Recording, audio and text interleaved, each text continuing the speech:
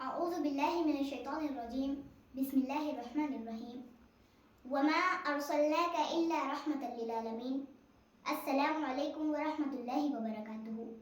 میرے جیسی کم علم کم عمر بچی بھلا اس عظیم ہستی کے بارے میں کیا بات کر سکتی ہے کہ جس کی عظمت خالق کائنات کی زبان قدرت سے یوں ادا ہوئی کہ وَرَفَعْنَا لَكَ ذِكْرَكَ، کہیں فرمایا اِنَّا أَعْطَيْنَاكَ الْكَوْثَرَ، کہیں کہا یا ایھا المزمل، کہیں کہا یا ایھا المدثر، کرنیں تیرے عارض سے شب عقار ہرا لے، خوشبو کے خزانے تیری زلفوں سے سبا لے، اے ختم رسل تیری محبت میرا ایمان، اے ختم رسل تیری محبت میرا ایمان، اس جرم پہ دنیا مجھے نیزے پہ اٹھا لے، اس جرم پہ دنیا مجھے نیزے پہ اٹھا لے۔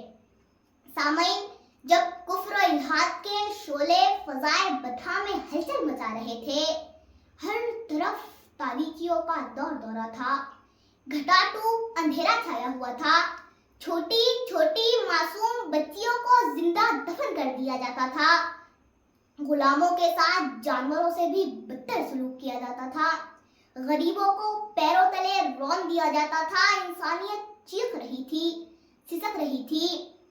حالات اتنے بدترین ہو گئے تھے، اتنے بدترین ہو گئے تھے کہ کہیں پر مویشی چرانے پہ جھگڑا، کہیں گھوڑے آگے بڑھانے پہ جھگڑا، کہیں پانی پینے پلانے پہ جھگڑا اور کہیں آنے جانے پہ جھگڑا۔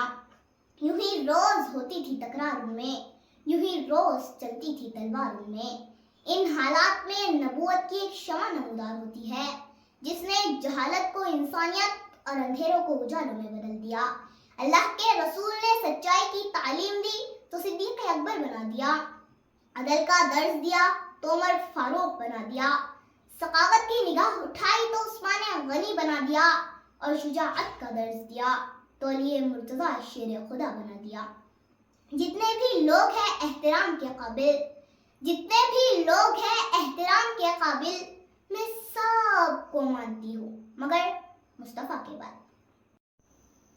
جب ہمارے نبی صلی اللہ علیہ وسلم نے لوگوں کو ہزاروں معبودوں کی غلامی سے نکال کر صرف ایک معبود برحق کی طرف بلایا تو کوہ صفا پر سب سے پہلا پتھر مارنے والا کوئی اور نہیں، آپ کا اپنا چچا ابو لہب تھا۔ کہنے لگا تبا لک یا محمد، تباہ ہو جائے تو محمد، علی ھذا جمعتنا، کیا اس لیے جمع کیا تھا ہمیں؟ نبی کو برباد کرنے کی سوچنے والا خود برباد ہو گیا۔ تبت یدا ابی لہب وتب۔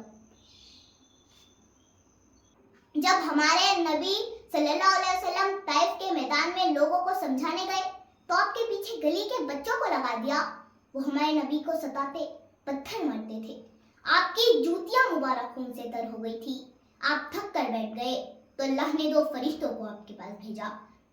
فرشتوں نے کہا یا رسول اللہ، اگر آپ کہیں تو آپ کو تکلیف دینے والوں کو ان دونوں پہاڑوں کے بیچ میں چکی کی طرح پیس دیں گے۔ آپ صلی اللہ علیہ وسلم نے دعا کے لیے ہاتھ اٹھایا اور کہا اے اللہ میری قوم کو ہدایت دے، یہ میرے مرتبے کو نہیں پہچانتے۔